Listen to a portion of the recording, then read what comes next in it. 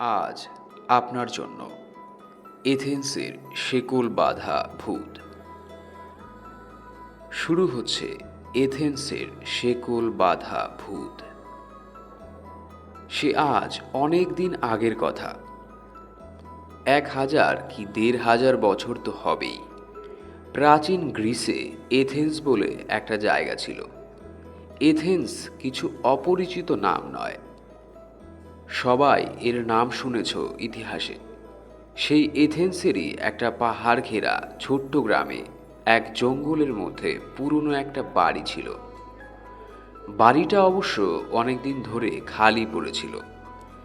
একে তো নির্জন পাহাড়ি অঞ্চল, তার উপর বন জঙ্গল দিয়ে ঘেরা পরিবেশ, পরিত্যক্ত বাড়ি। লোকজন না থাকলেও বাড়িটা কিন্তু খুব একটা ভাঙ্গাচোরা অবস্থায় ছিল না। অর্থাৎ ইচ্ছে করলে পরিষ্কার করে সাজিয়ে গুছিয়ে নিয়ে বসবাস করা যায়। কিন্তু আশ্চর্যের ব্যাপার, ওই বাড়ির যে মালিক, সে কিন্তু হাজার চেষ্টা করেও অনেক দিন পর্যন্ত কাউকে ওই কুঠিটা ভাড়া দিতে পারেনি। আসলে পাহাড়ের উপর নির্জন জঙ্গলের মধ্যে অবস্থিত কুঠিটার বেশ বদনাম হয়ে গিয়েছিল। একবার এক শান্তিপ্রিয় ভদ্রলোক কুঠিটা দেখে লোভ সামলাতে না পেরে ছুটি কাটাবার জন্য ওই কুঠিতে কয়েকটা রাত কাটাতে আসেন।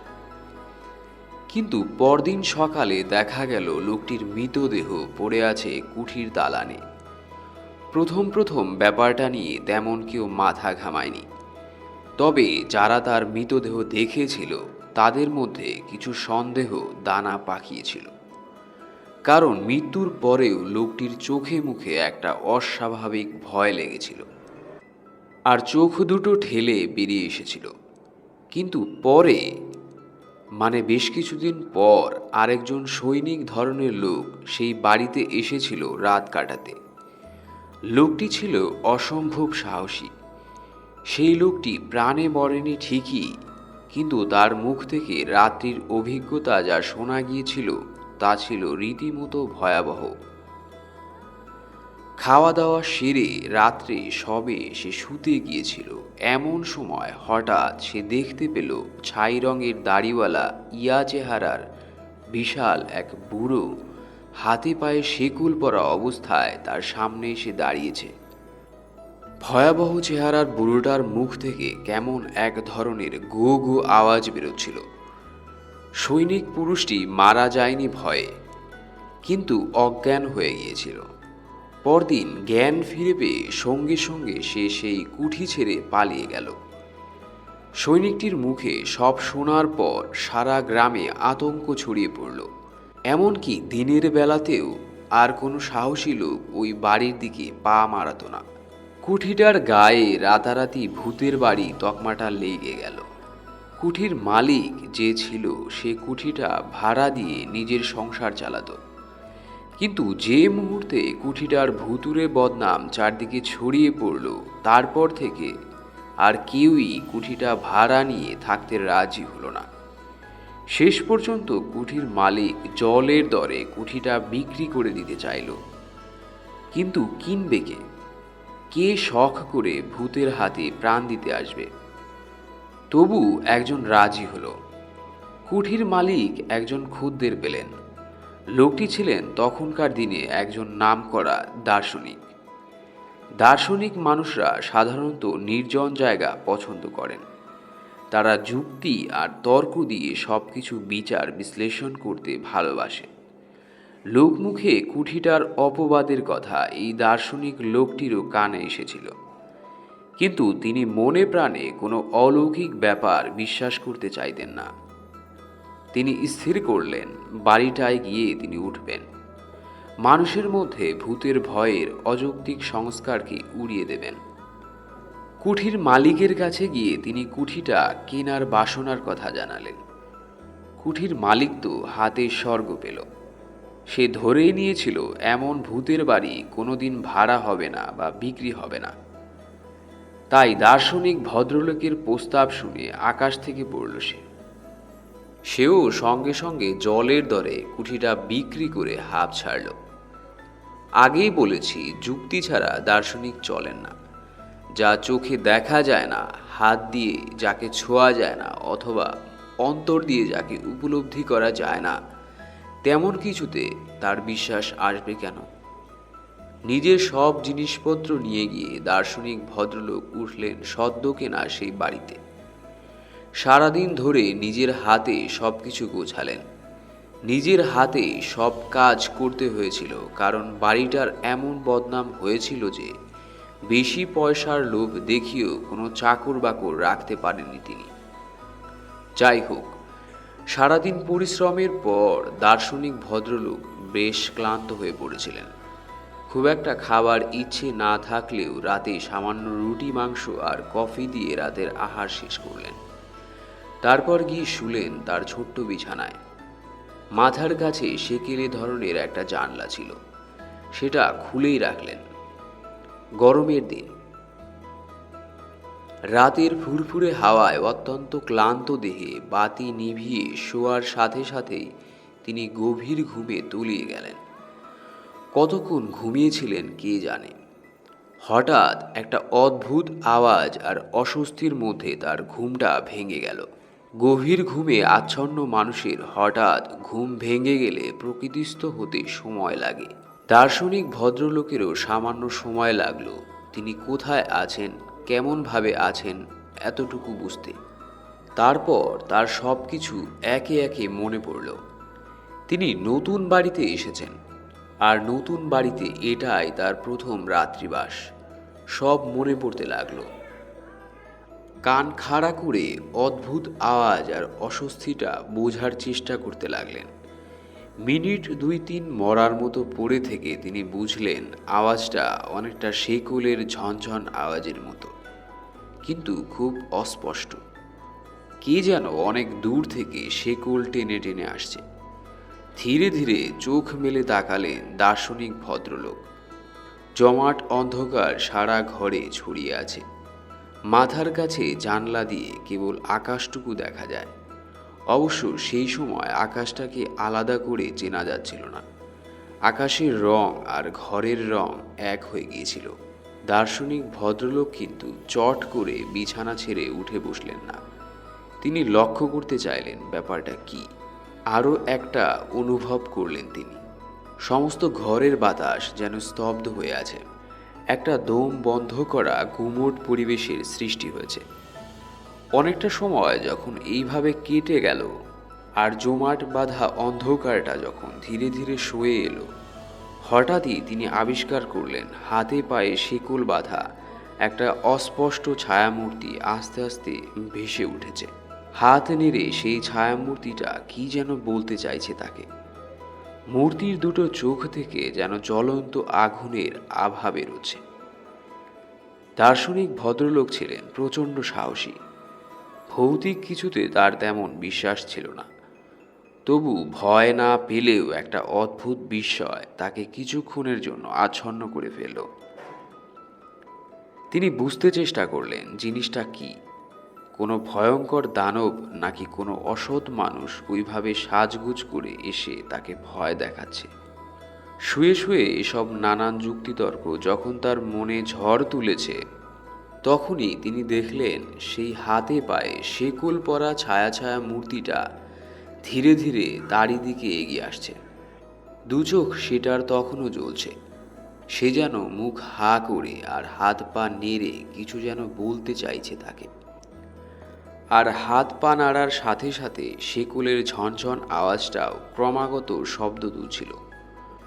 অন্য কেউ হলে এতক্ষণে নিশ্চয়ই অজ্ঞান হয়ে যেত ভয়ে, অথবা দুর্বল হৃদয়ের লোক হলে মৃত্যু হতো ভয়ে।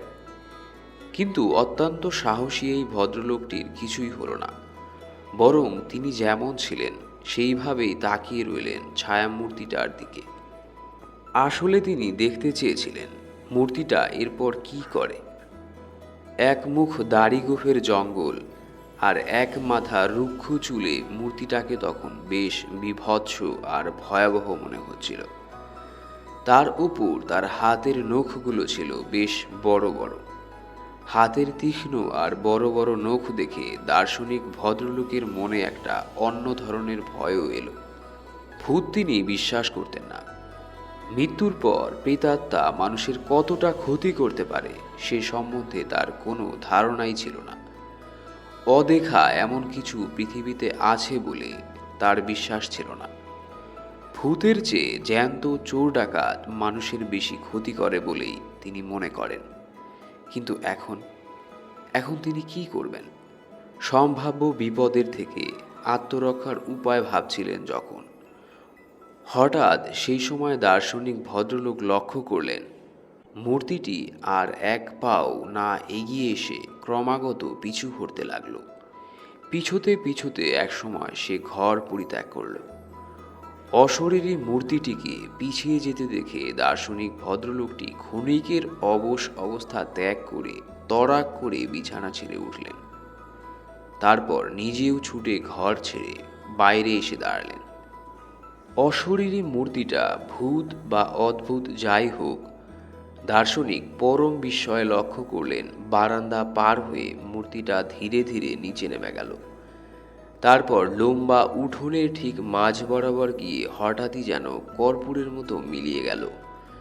দার্শনিক একবার চিৎকার করে উঠলেন, কে কে বলে, কিন্তু উত্তরে কেবল অনেক দূর থেকে ভেসে আসা অস্পষ্ট গঙ্গানি ছাড়া আর কিছুই শুনতে পেলেন না।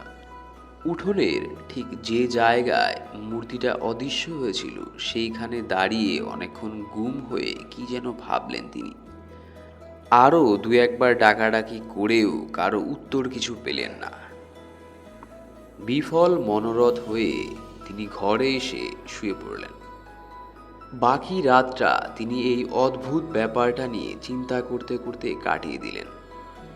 ভোরের আলো ফোটার সঙ্গে সঙ্গে গত রাতে ঠিক যে জায়গা থেকে মূর্তিটা অদৃশ্য হয়ে গিয়েছিল সেখানে এসে অনেক কিছু পর্যবেক্ষণের দৃষ্টিতে খুঁটিয়ে খুঁটিয়ে লক্ষ্য করতে লাগলেন। কিন্তু দিনের বেলায় কোনো কিছুই তার অস্বাভাবিক মনে হলো না। পাহাড়ের টিলায় এই কুঠি বাড়িটা ছিল লোকালয় থেকে বেশ কিছু দূরে। তার উপর ভুতুরে বদনামের জন্য লোকজন, এমনকি কোনো সাহসী পুরুষও এই বাড়ির ত্রিসীমানায় আসত না। নির্জন নির্বান্ধবী পরিবেশে দার্শনিক ভদ্রলোক আবার তন্ময় হয়ে গেলেন নিজের পড়াশোনায়। প্রায় সারাদিনই বইয়ের জগতে ডুবে থাকলেন। ফলে রাতের সেই অশরীরী আর অদ্ভুত ঘটনাটার কথা প্রায় ভুলেই গেলেন। রাতের খাওয়া দাওয়া সেরে যখন বিছানায় শুতে এলেন তখনই আরেকবার তার গত রাতের ঘটনাটার কথা মনে পড়ল।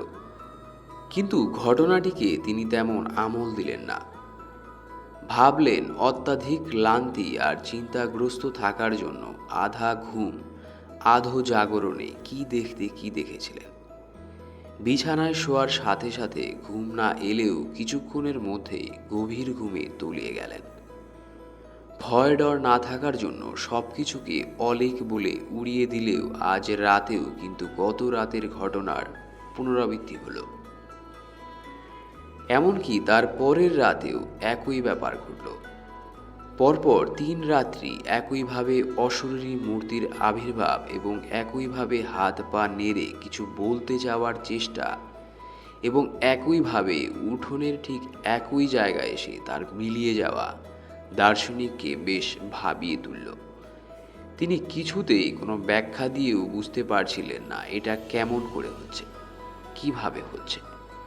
অবশেষে চতুর্থ দিন সকালে দার্শনিক কিন্তু আর সবকিছু নিছক কল্পনা বলে উড়িয়ে দিতে পারলেন না। আবার ভয় পেয়ে বাড়ি ছেড়ে পালিয়েও গেলেন না। তিনি মনে মনে ভাবলেন নিশ্চয় এর মধ্যে অনুসন্ধানের কিছু আছে। সত্যিই যদি কোনো অশরীরী প্রেত হয়ে থাকে তাহলে সে নিশ্চয় তাকে কিছু বলতে চাইছে। আর সবচেয়ে যেটা তাকে আকৃষ্ট করলো সেটা হচ্ছে উঠোনের ওই নির্দিষ্ট স্থানটি। কেনই বা প্রতি রাতে অদ্ভুত আর বিভৎস আকৃতির ওই মূর্তি উঠোনের ওই বিশেষ জায়গায় এসে হারিয়ে যাচ্ছে? তাহলে ওই জায়গাটিতে কি তাৎপর্যপূর্ণ কিছু আছে? এর তদন্ত হওয়া প্রয়োজন। চতুর্থ দিন সকালে আলো ফোটার সঙ্গে সঙ্গে দার্শনিক আর বাড়িতে বসে রইলেন না, চলে গেলেন শহরে। প্রথমেই তিনি যোগাযোগ করলেন স্থানীয় ম্যাজিস্ট্রেটের সাথে। সব কথা তাকে খুলে বললেন। অন্য কেউ হলে হয়তো ম্যাজিস্ট্রেট সাহেব পাগলের প্রলাপ বলে উড়িয়ে দিতেন, কিন্তু এই দার্শনিক ছিলেন বেশ নামী লোক। জ্ঞানী এবং বুদ্ধিমান হিসেবে তিনি বেশ পরিচিত ছিলেন সকলের কাছে। তাই তার কথাকে হেলায় উড়িয়ে দিতে পারলেন না ম্যাজিস্ট্রেট সাহেব।